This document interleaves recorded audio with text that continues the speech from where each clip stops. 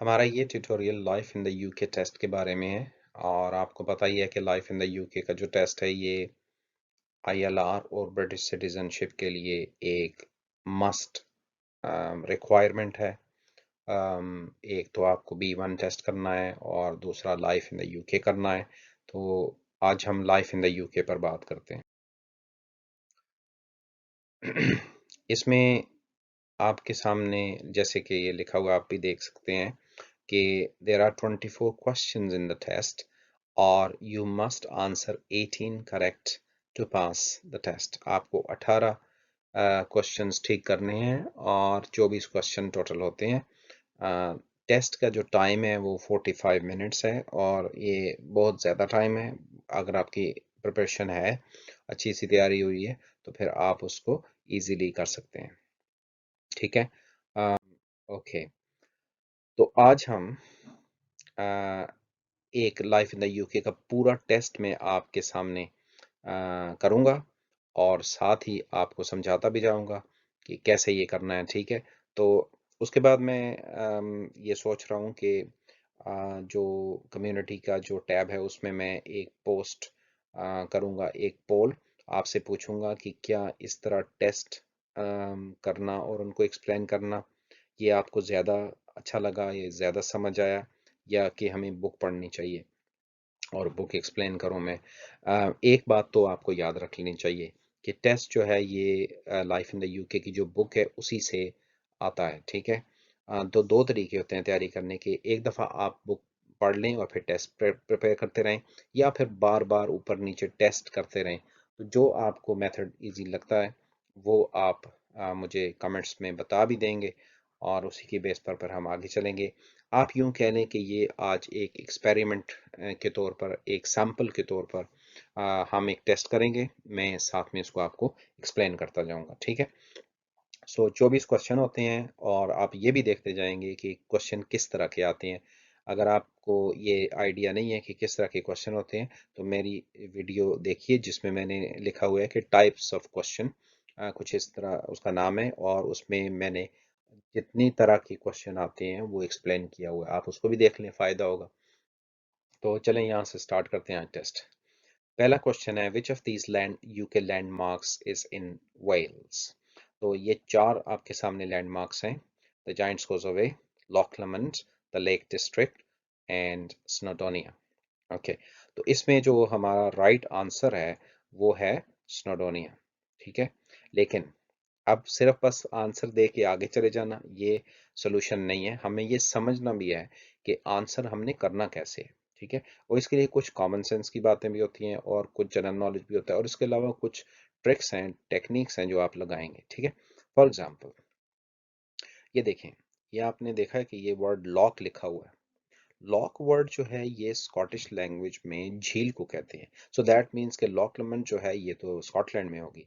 The Lake district जो है ये बहुत ही मशहूर जगह है जिसमें 15-16 लेक्स हैं और ये इंग्लैंड में है। ठीक है। तो अब दो ही ऑप्शंस हमारे पास रह गए हैं, द जाइंट्स कॉज़वे या स्नोडोनिया। तो इसमें फिर हमारा आंसर स्नोडोनिया है। ठीक है। स्नोडोनिया इसलिए कि ये एक पहाड़ का नाम है, बहुत ऊंचा, और उसके साथ पार्क भी है। तो ये इतना सो आपको याद करना पड़ेगा। ये दो ऐसे ऑप्शन जो बिल्कुल भी नॉनसेंस थे उनको हमने साइड पे कर दिया और फिर हमारे पास चॉइस कम रह गई है। तो ये ऐसे होता है। ठीक है। आगे चलते हैं। When is Christmas Eve. Okay, अब बहुत सारे लोग ये जो वर्ड क्रिसमस है उसका जो ही पढ़ते हैं और फौरन जाके फिर 25th को चूज कर लेते हैं, फौरन जाके इस डेट को चूज कर देते हैं, हालांकि ये रॉन्ग है। ठीक है। ये इसका आंसर नहीं है, इसको हम अभी रब करते हैं। ओके, ये हो गया। तो ईव, ईव का मतलब है इवनिंग, शाम। तो ये हो गया 24 दिसंबर, ये है इसका करेक्ट आंसर। ठीक है। जैसे आप देखते होंगे कि अगर आप मुस्लिम हैं तो ईद होती है और ईद से पहले चांद रात होती है। इसी तरह अगर आप हिंदू और या सिख रिलीजन से है तो फिर आपको पता होगा कि जो एक फेस्टिवल है उससे लेट्स से दिवाली है या होली है, तो उससे पहले का जो एक दिन शाम है उसको ईव कहेंगे, क्रिसमस ईव इस सिचुएशन में। सो 25 दिसंबर को क्रिसमस होता है, तो 24 को क्रिसमस ईव होगा, शाम का time. Next, which flower is associated with England, यानी जिस तरह हम कहते हैं ना कि हमारा कौमी फूल कौन सा है, तो इंग्लैंड का कौमी फूल कौन सा है, तो ये आपको याद रख लेना चाहिए कि ये रोज है। ठीक है। अब जो इसमें हमने ये देखना है कि डैफोडिल्स किसका है, ये सॉरी, डैफोडिल्स जो है वो वेल्स का है। उसके बाद शैमरॉक जो है वो नॉर्दर्न आयरलैंड का है। थेसल जो है वो स्कॉटलैंड का है। कुछ चीज़ों के बारे में आपको ये याद रख लेना चाहिए कि उनको याद ही किया जाएगा। रोज से एक और भी क्वेश्चन सॉल्व हो सकता है। बस आपने ये समझना है कि इंग्लैंड का जो नेशनल फ्लावर है या इंग्लैंड का जो नेशनल फूड है, वो दोनों आर से स्टार्ट होते हैं। ठीक है। देखना, रोस्ट बीफ आगे चल के हो सकता है क्वेश्चन भी आ जाए। सो रोस्ट बीफ इंग्लैंड का नेशनल फूड है और रोज इंग्लैंड का नेशनल फ्लावर है। सो एक तीर से दो शिकार हो गए। आगे चलेंगे। Who was Robert Burns? So Robert Burns जो है वो स्कॉटलैंड से है, तो इसका ये वाला क्वेश्चन जो है इसका आंसर ये हो गया। ठीक है। रॉबर्ट बर्न्स कौन था? ये वो सॉन्ग राइटर था जो जिसका सॉन्ग न्यू ईयर के ऊपर पूरी दुनिया में बजाया जाता है या चलाया जाता है, जो भी आप उसको कहें, उसका ये वो आदमी है। Which of these is famous classical music events in the UK? Okay, so इसमें जो हमारे पास राइट आंसर है वो द प्रॉम्स है। यानी यूके का सबसे मशहूर जो क्लासिकल मौसीकी का इवेंट है या फंक्शन है, वो कौन है? और तो वो प्रॉम्स है। ठीक है। अब आपको मैं थोड़ा सा, जब आप बुक पढ़ेंगे या आपको थोड़ा सा नॉलेज गेन करेंगे, तो आपको पता चल जाएगा कि हर क्वेश्चन जो होता है जिसमें चार आंसर होते हैं, उसमें एक या दो बिल्कुल नॉनसेंस किस्म के होते हैं ऑप्शंस। देखें, क्रीम फील्ड्स पूरी किताब में कहीं नहीं लिखा हुआ। टी इन द पार्क ये भी नहीं है। ठीक है। अब हमारे पास द प्रॉम्स है या ग्लासटनबरी है। सो ग्लासटनबरी जो एवेन्यू सॉरी फेस्टिवल है, ये स्कॉटलैंड में होता है और ये इसमें म्यूजिक भी होता है, इसमें ड्रामा भी होता है, आर्ट्स बहुत सारा होता है। सो हमारा आंसर जो है द प्रॉम्स है, जो कि लंदन में होता है। ठीक है। The UK government hasn't used the power to suspend the Northern Ireland Assembly. अ, ये आपको याद रखना होगा कि इस तरह के क्वेश्चन बहुत डिफिकल्ट हो जाते हैं क्योंकि इसमें डबल नेगेटिव आ जाता है। देखें, यहाँ पे हैजंट यूज हुआ है, तो इसका मतलब है कि यूके की गवर्नमेंट ने आज तक कभी भी नॉर्दर्न आयरलैंड की असेंबली को नहीं तोड़ा। तो अब आप जरा इसको यूं समझें कि यूके की गवर्नमेंट ने नॉर्दर्न आयरलैंड की असेंबली को तोड़ा है, यानी डिसॉल्व किया है, सस्पेंड किया है। तो जब किया है तो फिर तो ये ट्रू नहीं हो सकता ना। वो तो कह रहा है कि हैजंट, कभी भी नहीं किया। तो अब आपको देखें कि ये कंफ्यूजन हो जाती है कि बाज़ औक़ात जो फॉल्स होता है वो ट्रू आंसर होता है, वो एक्चुअल आंसर होता है बाज़ औक़ात। तो ये आपको देखना पड़ेगा। सो इसमें पहले इसको हम रब कर लें, इसको भी रब कर लेते हैं। Okay, so the UK government hasn't used the power to suspend Northern Ireland Assembly। चूंकि उन्होंने असेंबली को तोड़ा है, तो आप इसको फॉल्स कर देंगे कि ये बात सही नहीं है, उन्होंने तो अच्छा भला तोड़ा। Okay, next question is who appoints life peers. अब देखिए ना, बुक पढ़े बगैर तो गुजारा नहीं होता। लाइफ पीयर्स कहते हैं वो वाले हाउस ऑफ लॉर्ड्स के मेंबर्स जो सारी जिंदगी हाउस ऑफ लॉर्ड्स के मेंबर्स होते हैं। अच्छा, उनको अपॉइंट कौन करता है? देखिए, मॉनर्क कहते हैं क्वीन को, प्राइम मिनिस्टर तो जिस तरह जो बोरिस जॉनसन है, शेडो कैबिनेट और द स्पीकर। सो ये दो ऑप्शंस तो नहीं है, तो आंसर है हमारा द मॉनर्क। ओके, इसमें कंफ्यूजन क्या है कि अपॉइंटमेंट लेटर जो इशू होता है, यानी जिस पे साइन या मोहर होती है, वो मॉनर्क की होती है। लेकिन प्राइम मिनिस्टर उनको नॉमिनेट करता है, प्राइम मिनिस्टर चूज करता है और ये उसको सेलेक्ट करती है, सॉरी नॉट सेलेक्ट, अपॉइंट करती है। आगे चलेंगे। What is the capital of England? Okay, मेरा ख्याल है इस पे हम बात ज्यादा नहीं करते। इंग्लैंड का कैपिटल लंदन है। बेलफास्ट नॉर्दर्न आयरलैंड का कैपिटल है, कार्डिफ वेल्स का कैपिटल है, एडिनबरा स्कॉटलैंड का कैपिटल है। It's an easy question. आगे चलेंगे। When is Saint David's day? Saint David day कब होता है? तो ये एक मुश्किल क्वेश्चन है, तो उसका आंसर है 1 मार्च। ओके, सो आपको याद रखना चाहिए कि टोटल 4 सेंट्स हैं और उनका हर एक कंट्री का एक नेशनल सेंट है, उनका अपना एक डे है। 2 मार्च में, बाकी ये देख लें अप्रैल में है, और 30 नवंबर को है। तो हमारा सेंट डेविड डे जो है वो 1 मार्च को है। Next question, which of the following is part of the UK? ये बहुत इंपॉर्टेंट क्वेश्चन है। मैं आपको गारंटी के साथ कह सकता हूँ कि यूके के जो पार्ट्स हैं डिफरेंट, उनके ऊपर आपको कम से कम 2 क्वेश्चन जरूर आएंगे। अगर आप अच्छी तरह समझ गए तो आपके लिए आसान हो जाएगा। देख लें, यूके जो है वो 4 कंट्रीज से मिलके बना है, Wales, England, Scotland, Northern Ireland. अब देखें वेल्स इसमें मौजूद है, सेंट हेलेना कहीं भी नहीं है। कनाडा तो इटसेल्फ एक अलग से कंट्री है, तो कनाडा को तो साइड पे करते हैं, ठीक है। वेल्स कंट्री है, पार्ट ऑफ द यूके है। सेंट हेलेना जो है ये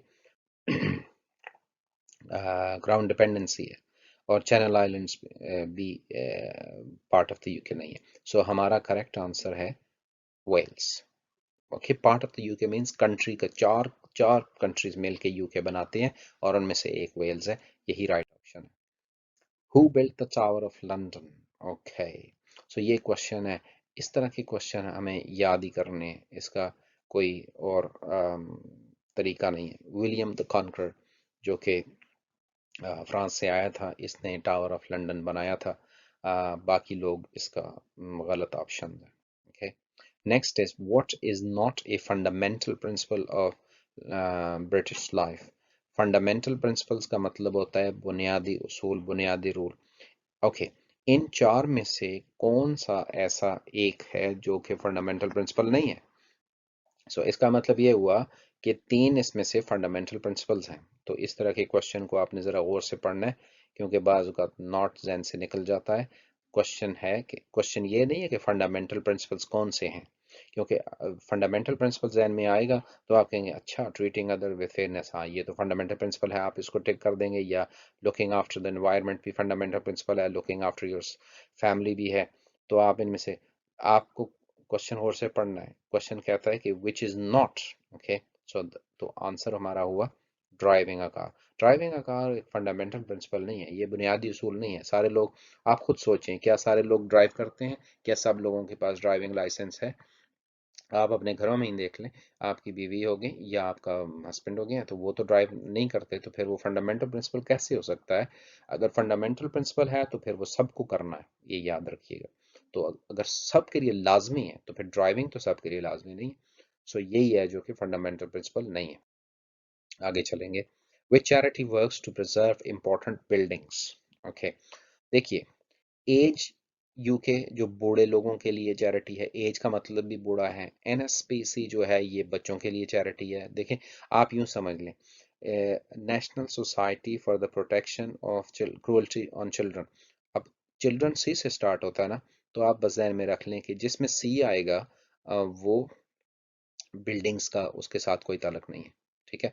एज का तो आपको पता ही है कि बूढ़े लोग हो गए, सी आएगा तो चिल्ड्रन के बारे में है। अब 2 रह गए हैं। रेड क्रॉस इतनी बड़ी ऑर्गेनाइजेशन है, आपने देखा होगा ऐसे रेड क्रॉस एम्बुलेंस के ऊपर होता है। जब आप, अब आप नेक्स्ट टाइम जब भी रेड क्रॉस या देखेंगे ना, तो आपको ये मेरी बात याद आ जाएगी, रेड क्रॉस एम्बुलेंस। ओके, सो हमारे पास एक ही आंसर बचता है, और वो है नेशनल ट्रस्ट। ऐसे हम करेक्ट आंसर तक पहुंचते हैं, तो इसका करेक्ट आंसर नेशनल ट्रस्ट है। क्वेश्चन नंबर 14 है कि when did the first Christian communities appear in Britain? This is difficult, क्योंकि ये इस तरह के सवाल जो होते हैं वो थोड़ा सा मुश्किल होते हैं। ये हिस्ट्री से रिलेटेड है, इसको याद करना होता है, तो उसके लिए हमारे पास आंसर आपके लिए ये रहा, 3rd and 4th century। ये वो टाइम है जब सबसे पहले क्रिश्चियन कम्युनिटीज इस कंट्री में आए थे। Next, roast beef is a traditional food of which country? मेरा ख्याल है आपको फौरन मुझे आंसर बता देना चाहिए। अगर लाइव सेशन होता तो मैं आपसे पूछ लेता, और आप सबका आंसर इंग्लैंड ही होना चाहिए था, क्योंकि मैंने आपको बताया था, याद है आपको, कि मैंने कहा था कि ये इसी तरह राइटिंग हो सकती है माउस के साथ। ये देख लीजिए, चलो जैसे भी बनाया हमने बना लिया। Roast beef is a traditional food of which country, तो ये इंग्लैंड का ट्रेडिशनल फूड है। और साथ में दो चीज़ें आपने याद रखनी है कि आर से जो स्टार्ट हो रहा है वो फूल हो या वो फूड हो, दोनों इंग्लैंड से हैं, ठीक है। स्कॉटलैंड का जो नेशनल फूड है वो हैगिस है। और उसके बाद आपको मैं बता देता हूँ, क्योंकि ये इसमें आप चार क्वेश्चन सीख रहे हैं। स्कॉटलैंड के फूड का नाम हैगिस है, ठीक है। नॉर्दर्न आयरलैंड के फूड का नाम है ऑल्स्टर फ्राई, ओके। और वेल्स के फूड का नाम है वेल्श केक्स। अच्छा, वेल्स के फूड के नाम में वेल्स का नाम भी आता है, तो आपसे कोई कौन पूछेगा इस तरह का क्वेश्चन कि वेल्स का कोई कौन सा फूड है, वो इतने आसान क्वेश्चन नहीं पूछते। सो वेल्स के बारे में तो कभी भी आपको यूं समझने के आंसर नहीं आएगा, ठीक है। अब ये दो रह गए। अब ये देख लीजिए, स्कॉटलैंड एक वर्ड है और इसके फूड का नाम भी एक वर्ड पे है। नॉर्दर्न आयरलैंड दो वर्ड्स हैं, इसका जो नेशनल फूड होगा उसका नाम है ऑल्स्टर फ्राई, ये भी दो वर्ड्स हैं। तो बस आप यूं याद रख लीजिए कि जिस नेशनल फूड में दो वर्ड्स हैं वो नॉर्दर्न आयरलैंड का होगा। बस आपने सिर्फ स्कॉटलैंड के फूड का नाम याद रखना है, बाकी सारे के सारे सॉर्ट आउट हो जाएंगे, क्योंकि हमें पहले से पता है कि आर से स्टार्ट होने वाली फूल हो या फूड हो वो दोनों इंग्लैंड के हैं, ठीक। तो हमने ऐसे क्वेश्चंस को समझने हैं, उनकी इस तरह उनको डिकोड करना है, इस तरह हमें याद रखना है। What created the United Kingdom of Great Britain and Ireland? वो कौन सा कानून था जिसकी वजह से United kingdom of great Britain और आयरलैंड इकट्ठे हो गए? यानी ग्रेट ब्रिटेन तीन कंट्रीज को कहते हैं, इंग्लैंड, स्कॉटलैंड, वेल्स, और आयरलैंड सेपरेट था, ठीक है। तो फिर एक कानून बना कि जिसमें ये चारों के चारों एक जगह पे हो गए, तो उसका आंसर है द एक्ट ऑफ यूनियन, ठीक है। ये बस याद रखने वाली बात है इसमें। और अब यूनियन तो इसमें भी है, यूनियन इसमें भी है, अगर हम इसको यूनाइटेड किंगडम के साथ करें, लेकिन ये आपको याद रखना है कि act of union. Next, which two are British overseas territories. अब याद रखिए कि यूके के अंदर, ये मैं इधर ऐसे करके बना लेता हूँ, यूके के अंदर ये कंट्रीज है इंग्लैंड, स्कॉटलैंड, वेल्स और नॉर्दर्न आयरलैंड, ओके। ये तो चार कंट्रीज हो गए, England, Scotland, Wales, Northern Ireland. इसके इनमें से कोई नहीं चूज करना जब भी कभी ओवरसीज टेरिटरी की बात आए, ठीक है। सो आपको पता है हवाई तो है ही नहीं है, आयरलैंड इट्स ये नॉर्दर्न आयरलैंड हो गया या आयरलैंड, ये तो आयरलैंड तो एक सेपरेट कंट्री है, ओके। अब हमारे पास दो ही चीजें बचती हैं और वो ये हैं, ओके, सेंट हेलेना और फॉकलैंड आइलैंड्स, ये ब्रिटिश ओवरसीज टेरिटरीज हैं, बस आपको ये नाम याद रहने चाहिए। नेक्स्ट क्वेश्चन है, where is the senate of located. Senate of वो जगह है जहाँ पे वर्ल्ड वॉर मेमोरियल भी है, और वहाँ पे लोग जाके क्वीन हर साल फूल चढ़ाती है 11 सितंबर को और या नवंबर को, ठीक है। तो वो जो जगह है वो वाइट हॉल में है, और वाइट हॉल जो है वो सेंट्रल लंदन में है। Next question, Which two British film actors have recently won Oscars? ये एक मुश्किल क्वेश्चन होता है, जो कि किसी एक्टर के बारे में हो या स्पोर्ट्स पर्सन के बारे में हो, तो बहरहाल इसको आप याद ही रखना पड़ेगा। एक कॉलिन फर्थ है और दूसरा टिल्डा स्विंटन। सो ये दो एक्टर्स जो थे जिनका जिन्होंने ऑस्कर फिल्म अवार्ड्स जीते हैं। नेक्स्ट क्वेश्चन है, what palace was cast iron and plate glass building originally erected in Hyde Park, London, England, to house the Great Exhibition of 1851? Okay, तो आंसर्स हैं Dream Palace, Crystal Palace, Gold Palace, the Great Palace, okay. So इसमें आपका जो answer है glass का बना हुआ था, ठीक है, तो ये हमारा क्रिस्टल पैलेस इसका आंसर आ गया। Next, what did the Chartists campaign for. Chartist ने किस चीज़ की कंपेन की थी? चार्टिस्ट जो थे, अब आपको थोड़ा सा हिस्ट्री पढ़नी पड़ेगी किताब में से। तो चार्टिस्ट वो लोग थे जिन्होंने वर्किंग क्लास लोगों के लिए वोट का हक मांगा था, the right to vote for the working class, okay. आपने सारे ऑप्शंस पढ़े और फिर आपको पता लगा कि ये वाला इसका राइट आंसर है। Next, Who was the first Briton to win the Olympic gold medal in 10,000 meters? Okay, so हमारे पास मो फरा है, डेविड वियर है, ब्रैडली विगिंस है, सर क्रिस रॉय है, ये तो साइकिलिस्ट था। तो हमारा जो आंसर है मो फरा। ओके, ये सोमालियन रनर है जो कि बड़ा मशहूर भी है और 10,000 में इसने गोल्ड मेडल सबसे पहले जीती। क्वेश्चन नंबर 23 है, which flag has white cross on blue background? So white cross blue background पे स्कॉटलैंड का फ्लैग है। आपको पता होगा कि इंग्लैंड का फ्लैग जो है वो वाइट फ्लैग है, उस पर रेड क्रॉस है ऐसे करके। ओके, जो आयरिश फ्लैग है वो भी वाइट है लेकिन उस पे यूं करके वो है क्रॉस है। और वेल्श के फ्लैग के ऊपर तो एक ड्रैगन है, तो वो तो यहाँ पे इजी है समझना। सो ये वाला आंसर जो था हमारा करेक्ट स्कॉटिश था। और लास्ट क्वेश्चन है, who is queen Elizabeth two married to? यानी क्वीन एलिजाबेथ टू जो है उसकी शादी किससे हुई है? सो प्रिंस चार्ल्स उसका बेटा है, प्रिंस हैरी उसका ग्रैंडसन है, प्रिंस फिलिप को एक मिनट छोड़ते हैं, प्रिंस विलियम भी उसका ग्रैंडसन है। तो ये प्रिंस फिलिप ही हमारे पास उसका हस्बैंड पता चल गया कि यही है। सो इस तरह हमने इसको टिक कर दिया। सो ये है एक सैंपल, इस तरह क्वेश्चंस आते हैं। ऑब्वियसली आप वहाँ पे सर्कल तो नहीं करेंगे, टिक ऐसे डॉट डाल देंगे, वहाँ पे चूज कर लेंगे। सो ये सारा टेस्ट था जो हमने आपके सामने किया। अब आप बताइए कि आपको कैसा लगा, और कमेंट्स में बताएं कि अगर आपको कोई चीज़ मुश्किल लगी तो भी पूछें, और अगर कोई क्वेश्चन है तो भी पूछें, तो I will try my best. ठीक है, thanks for watching, good luck, bye.